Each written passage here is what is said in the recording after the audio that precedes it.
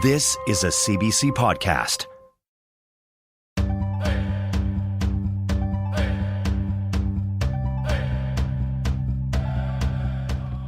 Tanse, Anine, Boujou, hello and welcome. This is Unreserved on CBC Radio 1. I'm Rosanna Deerchild.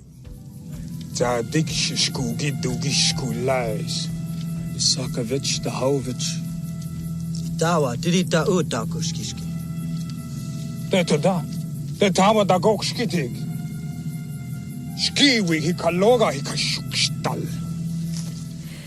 the voice of Wes Studi. In his most well-known role, playing toughest Pawnee in Dances with Wolves. Wes Studi might just be the most recognizable Indigenous actor working in Hollywood today. He's played Geronimo and Red Cloud, two historically famous chiefs. And you may have seen him in Mystery Men, Last of the Mohicans, Hostiles, or Avatar. Over the course of a career that spans, about 5 decades, he's been Pawnee, Apache, Huron, and pretty much every nation and tribe on Turtle Island.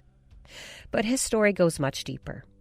Wes Studi was born in No Fire Hollow, Oklahoma. He spoke only Cherokee until he was 5 years old. Wes's path to stardom wasn't a straightforward one. He's a Vietnam War vet and was part of the American Indian movement before he turned up under the bright lights of Hollywood. And this October, his body of work will be honored by the Academy with an Oscar. The first to be given to an Indigenous actor. Wes Studi joins me from Santa Fe to talk about his life, his work, and his Oscar. Wes, welcome to Unreserved. Yeah, let's be unreserved. As unreserved as possible.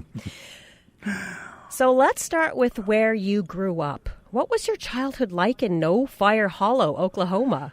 Well, it's funny you should ask. I was just back there maybe 6 weeks ago, and my cousin and I decided to take a little ride down through No Fire Hollow, as a matter of fact, down to the old homestead where my aunt still lives. It's kind of on the side of a hill. There's a bluff that goes down maybe 25, 30 feet, something like that, which leads down to a much larger area, which was actually old riverbed, which at the time of my youth there, it was actually used as where we grew everything you could imagine, from onions to watermelons and everything in between, squash and corn and tomatoes, you name it. But had a large garden, and at the end of that garden was a spring. As we young people grew older, we had the opportunity to carry buckets down to the spring and up the bluff and up the incline to the house. That was a large part of what we did, was tend crops and tend animals. That was essentially the lifestyle there. We did some hunting, and subsistence living, I think, is how we lived in my youth. Wow. Now, as I mentioned, you only spoke Cherokee until you were 5 years old. When did that change? I had an aunt who was going to a college. I think it was a Baptist college. I later found out that it was mainly geared towards making missionaries out of Indian people. And she went to that college, and later on she did become a missionary. But in any case, near Bacone College, which is in Muskogee, Oklahoma, was a small home that was meant for Indian orphaned children. And so she got it into her mind that I think Wesley would have a much better education if he started to school at a public school here in the town of Muskogee. And how could she arrange that was to get me to go to and live in this home for kids, Indian Children's Home, I think it was called. In any case, one day I was interrupted with whatever I was doing at the time and said, okay, we got your clothes packed, you got your little suitcase here, and we're going off to live at this place and go to school. everything changed at that point in time, and off I went to this home and started school in Muskogee, and somehow completed the year, and in the interim I learned how to speak English well enough to move on to second grade. But when the school year was over, I went home and discovered everyone at my grandmother's house was speaking Cherokee. And it occurred to me that, wow, wait a minute, I forgot how to speak Cherokee. And so I tried to speak English. Oh, and I was shut down immediately. Oh, no, we don't talk that language in this house. And so within a week or two, I guess, something like that, I was back to being able to communicate in Cherokee. So I became bilingual at that point. So you were able to hold on to both languages. Yeah. Mm-hmm. That's amazing. Did your parents and your family encourage that? Because here in Canada, many of our Indigenous people were sent to residential schools and had that taken away from them. But you didn't experience that. I didn't experience it simply because there was no Cherokee spoken in the school where I went. Mm-hmm. I don't remember being told that I couldn't communicate in Cherokee, but there was nobody to communicate other than my aunt, who came down to see me every once in a while. We would communicate in Cherokee, I think. But there simply wasn't anybody there to speak Cherokee with, so I learned English, right? Right. Yeah, I know. I mean, many of the same things happened here in the States as far as language annihilation, if you will. Yeah, it's a long, sad history.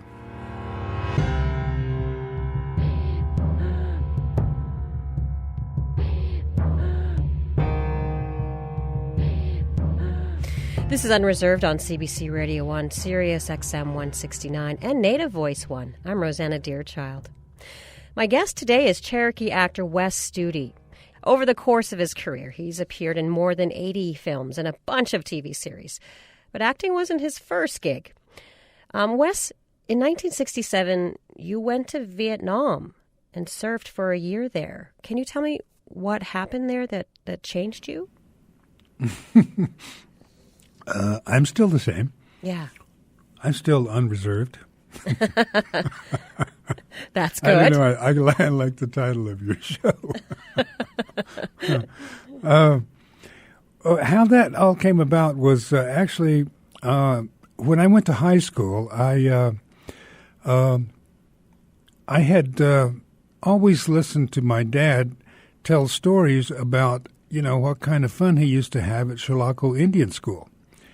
He talked about like forming a band and sort of the trouble they'd get into about breaking into the bakery to steal pastries and he just had a lot of stories about what they used to do there as kids. At about that time, I don't know, 13 or 12, 13, something like that, 14, going into high school soon. And I thought, wow, I would kind of like to see what that life is like, So I got them to send me to Cherokee Indian School. So off I went. Well, during my stay there over 4 years, I learned that on weekends, the National Guard had an armory there on campus, and they were called the Fighting 45th something or other. But in any case, every weekend, these guys who are in the National Guard, they get to come around down on campus and march around the Oval. And I would see all the girls would come out and just start checking them out. Wow, giggling around and pointing at this one and that one and having fun and thinking, hey, those guys marching around in uniforms are kind of cool to those girls. So I thought, and they get paid to do that. So I thought, hey, I'll join the National Guard. So I did that, I think, in my senior year, something like that. And at the time of graduation, those of us in the National Guard there, we went off to boot camp and special training, and then did this full 6-month thing. And we're supposed to go to meetings and summer camps after that. Well, I didn't do that. At the time, the United States required a 6-year period wherein you're supposed to serve in the Army or the armed forces of some kind. In any case, I had started this 6-year process without knowing that I wasn't really going to be serious about it, all that, So I didn't go to meetings and everything for 2 or 3 years, and all of a sudden I was activated into the regular Army. So I went off to the regular Army, and within 3 or 4 months of being stationed in Georgia, I think it was, I began to listen to stories that returnees from Vietnam would tell. And they were gory stories, they were glory stories, there was funny stories, there was just a lot of different things over there that these guys would describe that I thought, wow, this is amazing. I wonder how I would hold up in that kind of a situation. I'm thinking, what would I do in a combat situation? I started asking myself, and a lot of it sounded so exotic as well.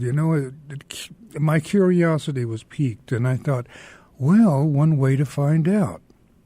So I volunteered to go to Vietnam. Wow. Yeah, I wanted to see what it was like. And what was it like? Well, there's truth to the fact that war is hell. And I think I saw the worst in men and the best in men. It certainly changed my view of life in the USA. And a lot of it had to do with the fact that Vietnamese people, they're brown like us, for one. And there were times when a lot of these guys who had surrendered or been captured, some of them would turn scout for the U.S. Army, and we worked with a lot of them, right? And one of the things that I remember about so many of those Vietnamese looking at me, and I began thinking that, it wasn't that long ago that we, as Cherokee people, as American Indian people, we were on the other end of that rifle that I was holding. Mm. So it was kind of an awakening between one guy and I. There was only one guy over there that was Indian that I met all the time I was there, but he was from Arizona. At the time, they called themselves Pima. I think they're called Tohono O'odham, something like that these days. And he and I talked about that one time. Yeah, it's true, we are. And what are we doing here? Stuff like that we would talk about. But I think it finally kind of got to him.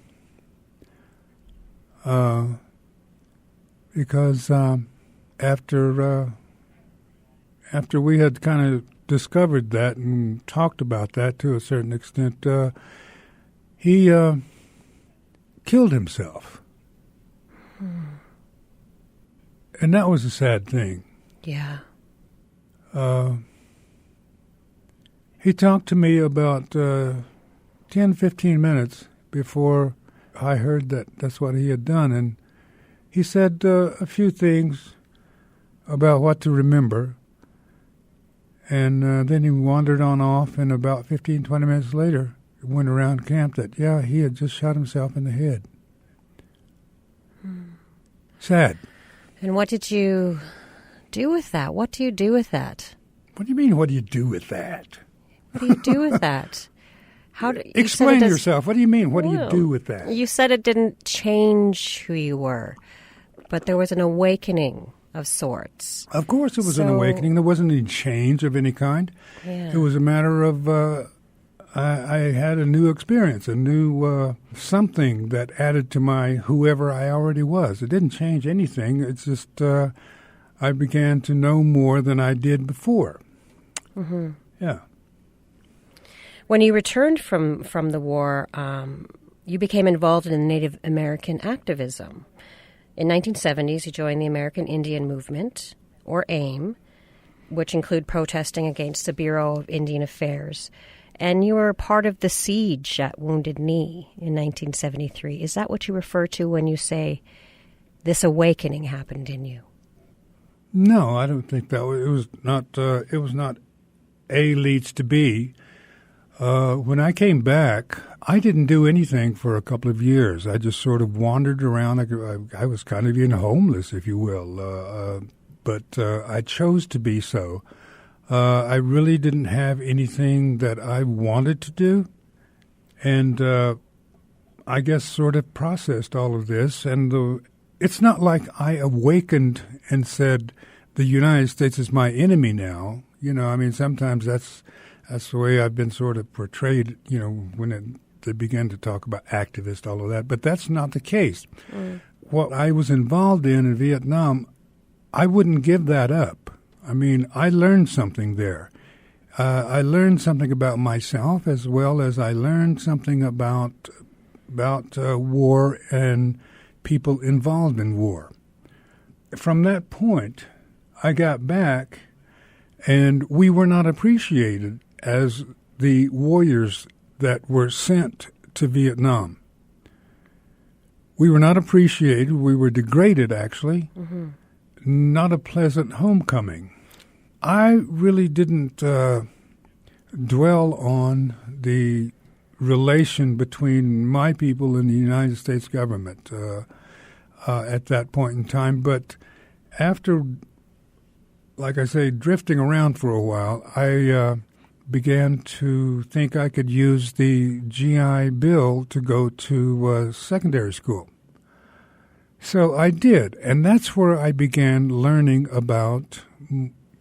more and more about the dealings between the U.S. government and Indians. Because, none of that is taught in our schools anywhere, except in, like, Indian studies, which at that time didn't exist. Once I got there, just so happened that was when a group called the National Indian Youth Council and Indian activism was born kind of on the West Coast, and it began to spread eastward.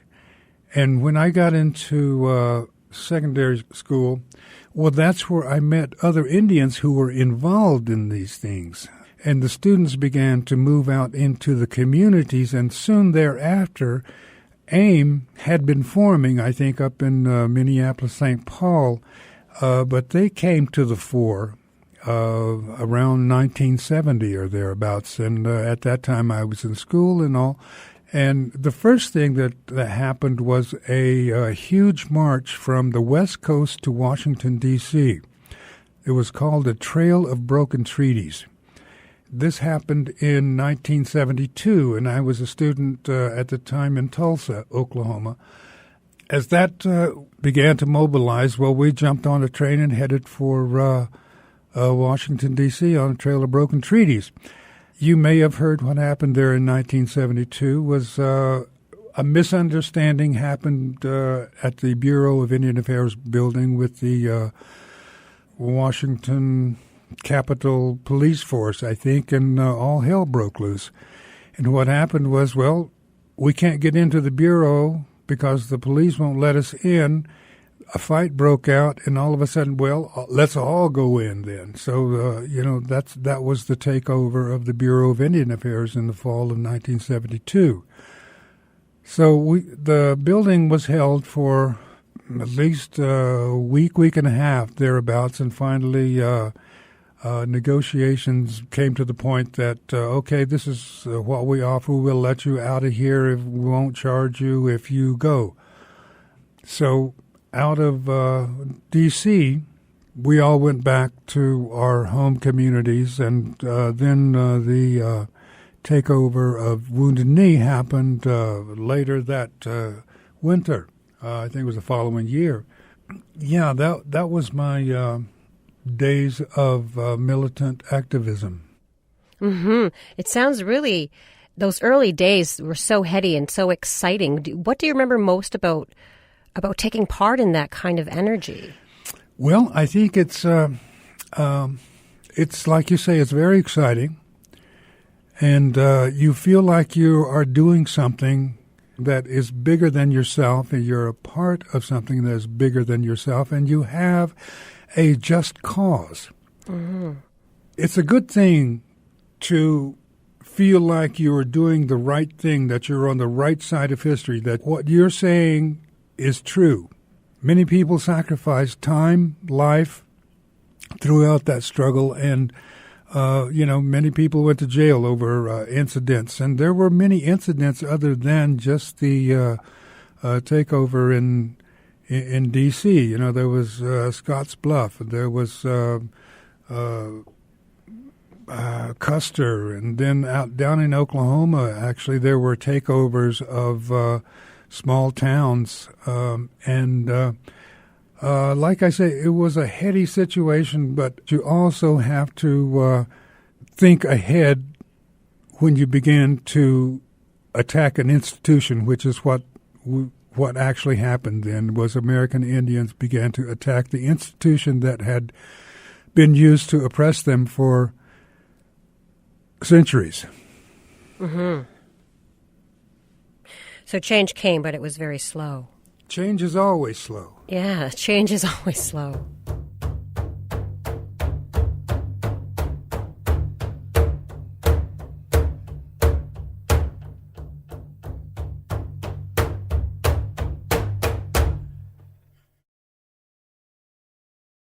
You're listening to Unreserved on CBC Radio 1, Sirius XM 169 and Native Voice 1.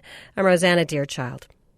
So after you spent time in Vietnam and then got involved with the American Indian movement, you made a bit of a change in your career, a 180-degree turn, some might say.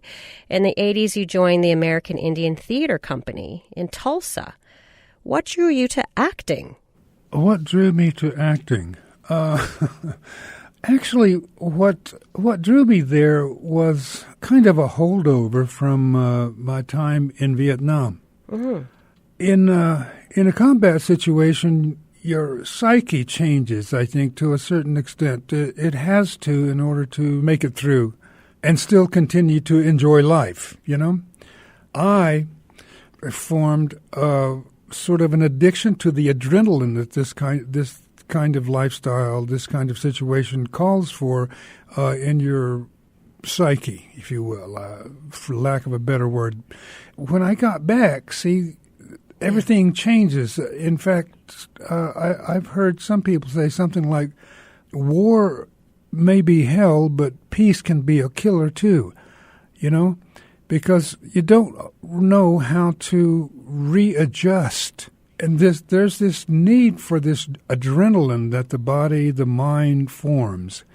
It doesn't just immediately go away because you're no longer in that combat situation. It was kind of a holdover, and when I got home, I tried a lot of different things to kind of recreate that situation, some of them legal and some not. But what I found when I tried out acting in workshops and things was that, hey, there's this feeling that a person gets when he's in the wings, ready to go out on stage in front of people and do this thing that you've been practicing for the past several months, and do it for the first time in front of an audience. And what happens is it forms a huge wall of fear in front of you. What if I fail? What if I mess up somebody else's lines? That's almost like I'm not watching this guy's back like I would in combat, you know, like as a fellow soldier. You watch each other's back. But in the same way, your actors are depending on you to do your part, and they do their part, and everything moves along very smoothly and as it should. performing in front of an audience is at first one of the scariest things in the world, and overcoming that fear produces that adrenaline that my mind or body craved at that time. You became one of the first Native Americans to really work successfully in Hollywood, or in the industry, in fact. But as someone who came from such a deep place of culture, a deep place of language and knowledge, what was it like to work in this industry that has so often been accused of presenting one-dimensional views of Indigenous people and culture? Well, I would beg to disagree with you just a bit on that. I think that there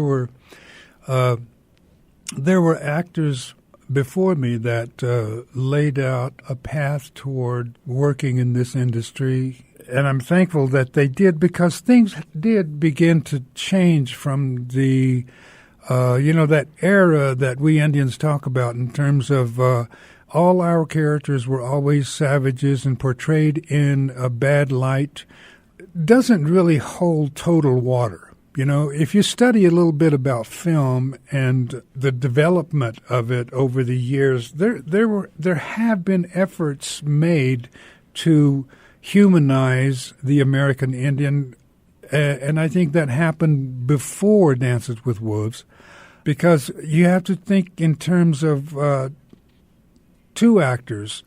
Chief Dan George and Will Sampson kind of came to the fore, and they were the American Indian actors of the time, as well as, and I certainly can't forget Jay Silverheels, who actually has a real Mohawk name, was a guy who, he was in show business. He was doing what he could do, what Hollywood made of him, if you will. Nobody else was doing it. Everybody else was just sort of sitting back and saying, hey, that's an Indian guy. Wow, look, he's actually recognizable.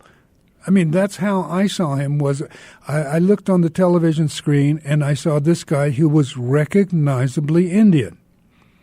Wow. Those actors you mentioned, of course, appeared in films like One Flew Over the Cuckoo's Nest, The Outlaw Josie Wales, and Jay Silverheels is well known for playing Tonto on The Lone Ranger. So knowing what you know about Jay Silverheels, about Chief Dan George, about all of these amazing predecessors, how did that affect the roles that you chose? At the beginning, you don't make choices about what you want to work in. You simply want to work. What we as Indians have as a doorway into show business is the American Western, or at least, if not Western, then period pieces. Critics say that what we do is simply stereotype ourselves by doing Westerns that, again, portray us as the losing side, or the noble red man, or the vanishing race. As far as storytelling in America goes, Westerns are the great mythology of the development of the United States of America. It's actually, Westerns are kind of like the creation story of America. They really are kind of this is the mythology that we will build around all the genocide that we took part in. Everything that we tried to wipe off the face of the earth, we are going to make a great story out of it, a myth, a way of seeing ourselves as wrapped in the cloak of manifest destiny because God wants us to be here. That kind of thing. That's what America is actually built upon, but the Western itself makes heroes out of absolute villains. Well, over the years, what's happened is that I think people, and especially Indian people and other minorities that have been affected by the way that the United States of America was built, we began to put pressure on the storytellers of the world in that, hey, what about us? Did you ever stop to think that, no, we didn't disappear, you didn't kill all of us, and we are still here, we have developed, and we have been a large part of your development? I think we need to start telling stories in a way that is real. Enough of these fairy tales, enough of this making heroes of people who weren't actual heroes. Let's talk about the fact that our present and our future depends on a better recognition of our past. And I think that some filmmakers, some studios caught the gist of that and began to move in a direction that is hopefully more true to what our population is. Wow. I think you're being a little bit humble when you say that you just wanted to work.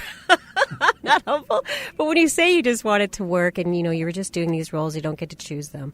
You're often described as somebody who brings an authenticity, a realness, a depth to your roles. We went from, as you said, spaghetti westerns, where they weren't even played by Indigenous people. They were, dark makeup, getting shot off horses all the time, being seen as the enemy, and so on and so forth. So I think that when you say that you just wanted to work, perhaps that might be a little true, but on the other side of the coin, how did you bring that realness and that authenticity to the screen? Well, it's a misnomer, I think, because it's a process called acting. Indeed. Yeah, it's called acting, but it's not. Not if you want to get your point across, not if you want to be authentic. It's not acting. What it is being. Now, I know this will sound kind of woo-woo to a lot of people, or, hey, wait a minute, that's a little too off the wall. But an actor has to believe what he says. And many times an actor has to feel what he says in order to make it real. So many of the parts that I have had over the years, I can feel because I can or at least halfway put myself into the circumstances this particular character is in the film, in the story that we're telling. When you have those kind of experiences in your real life, it's not that hard to empathize with those who had it even worse than you in the past. So you try to, as an actor, bring that to the camera. If you're acting, most of the time the camera can see it. If you're being, the camera accepts, and so does the audience. Mm-hmm. You mentioned earlier Dances with Wolves, which was kind of a real breaking point for you in 1990. You played the toughest Pawnee, and in this movie, everyone from Tantu Cardinal, Graham Greene, Floyd Red Crow Westerman, and it was one of the first mainstream movies that really portrayed this empathy you're talking about, portrayed Native American people, like people with depth and complexity. Did you find that movie roles changed after that or evolved? I think there was an effort after Dances with Wolves to do what Dances with Wolves did, because at that point in time they set a bar. I think for the first time in my lifetime, we showed this Indian guy and this Indian woman in bed together. And they giggle and carry on. And you also see aspects of humans that are American Indian that speak to kind of drastic situations that they were in at that time in history. From Dances with Wolves, it was like 90 until about 95, there was an effort made by filmmakers to do this, to humanize the character of the American Indian. And And to some extent, some films did it and some didn't. But everybody at least was trying. Because we have a cycle, you probably heard about the cycle of like every 15 to 20 years, hey, the American Indians are popular again. Right now we're not. I don't think in 2019 there's not a great call one way or the other. You're listening to Unreserved on CBC Radio 1, Sirius XM 169, and Native Voice 1. I'm Rosanna Deerchild in an extended conversation with one of the most celebrated Indigenous actors working today, the one and only Wes Studi. So, Wes, we've talked a lot about stereotyping and pushing outside of those roles. And over the course of your career, you landed a bunch of parts that weren't focused on your indigeneity in Heat, Deep Rising, Street Fighter, and of course Mystery Men, which was hilarious. And I just want to take a listen to a bit of that movie. This team must learn to work together, or mark my words, it will be torn apart. Now, gather round. Gather round, embrace one another. Gather round. Embrace one another quickly. Roy. Why do you stand aside while the others practice? Practice? That's not practicing. That's group hugging. We should be busting in on Casanova right now. He who questions training only trains himself at asking questions. That was Wes Studi hamming it up in Mystery Men. Wes, how did it feel to be able to finally shed this the loincloth, as it were, for a more contemporary and even fun and funny roles? Oh, come on. I didn't shed the loincloth or breechcloth or whatever. Breechcloth for anything but spandex. In Mystery Men, I mean. Yeah. And what about other roles? Did you relish those times when you didn't have to play against this stereotype? Yeah, actually, I began to think of it in terms of crossover, ethnically non-specific. And I think we need a lot more of those kinds of things in show business right now. You know, when I first got to L.A., there was only a handful of us. We all knew each other pretty much, and many of us going in for the same parts, more or less. But I think there was really an explosion of interest in the business of filmmaking during and after Dances with Wolves and Last of the Mohicans. So looking back over your career now, did you have a favorite role? No. No. Just all of them. No, the next one. Good. Yeah. The next one. That's an excellent answer. And it seems, your life could actually be a movie itself. Who do you think would play you? I don't know if he's been born yet. Ah, good. Good answer. Exactly. I thought you were going to say, well, I would play me, obviously. I'm a little more realistic than that.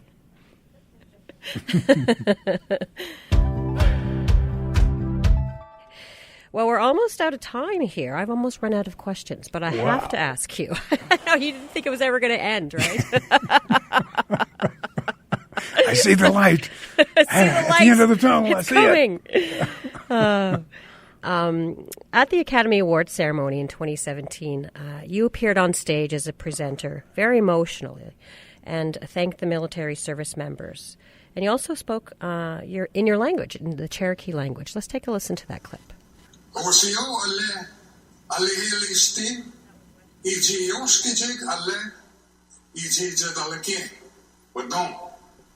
That was Wes Studi speaking Cherokee at the Oscars in 2017. Wes, why was it important for you to speak your language on that stage? I don't know that it was important, but I think it was very ordinary for me to speak Cherokee on that stage. Any stage, really. I'd like to be able to, use my language and have it appear in places that don't normally hear it. Mm-hmm. A lot of Indians appreciated the fact that they heard a language other than English or European language that came from that stage. And I think it may have been one of the few times that it's ever been used on that stage, if not only. But there's a certain validation of our existence when something like that happens, I think. It's kind of like a validation of me seeing Jay Silverheels on screen. It's like, wow, that guy looks like me. I look like him. Hey, we exist. Now, that may seem kind of pathetic in a way, is to think that we can only exist if we exist in that celluloid form. But it does make a difference. You know, in the kind of world that we live in, the society that we live in, and it makes a huge difference to young people. I know as a youngster, it certainly did me no harm to see somebody who was a real Indian playing an Indian, you know. Well, I'm sure there's a child somewhere watching a Wes Studi movie thinking exactly the same thing. I hope so. I hope he's not watching Pow Wow Highway. That is also a cult classic. It is. I know that it is. Yeah, I just saw it again just about a month ago. They had a 30-year screening of it here in Santa Fe, and the director actually lives here. So this year you're going to be making Academy Award history again. You're going to be the first Native American actor to receive an Oscar. That honorary Oscar is one of the 4 that will be presented that night. In a statement, the Academy of Motion Picture Arts and Sciences said you were chosen for, quote, portraying strong Native American characters with poignancy and authenticity. How did you feel when you found out about the award? I said, hell yeah. I'll take it. So that would be an exuberant feeling, I imagine. Okay. You speak better English than I do. Yeah. Exuberance. Yeah. A new word to me. Do you think that this is a milestone for Native American actors, or how do you feel about it? I don't think it should be a milestone. I think it should be an ordinary thing. I think more Indians need to receive Oscars, and should have received, I think, in the past. I still don't have it in my hand, so I don't know that I'm going to get it yet. Well, we'll all be cheering for you when you finally get that Oscar in your hands. Thank you so much for your time today, Wes. Well, I enjoyed it. I may not have sounded like it, but I enjoyed it. I'm glad you enjoyed it. Thank you so much. Okay, bye now. Wes Studi is a Cherokee actor who's been working in the film industry for more than 5 decades. On October 27th, he'll be the first Native American actor to receive an honorary Oscar for his work. But not the first Indigenous person to win an Oscar. The one and only Buffy Sainte-Marie won an Oscar for Best Original Song for Up Where We Belong, which was in the 1982 film An Officer and a Gentleman.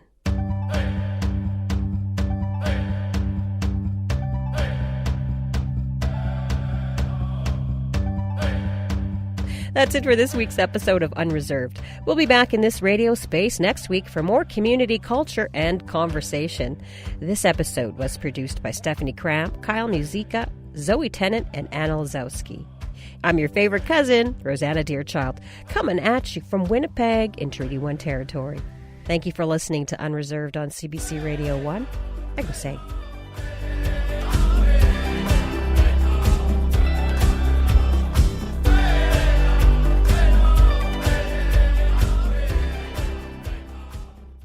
For more CBC podcasts, go to cbc.ca/podcasts.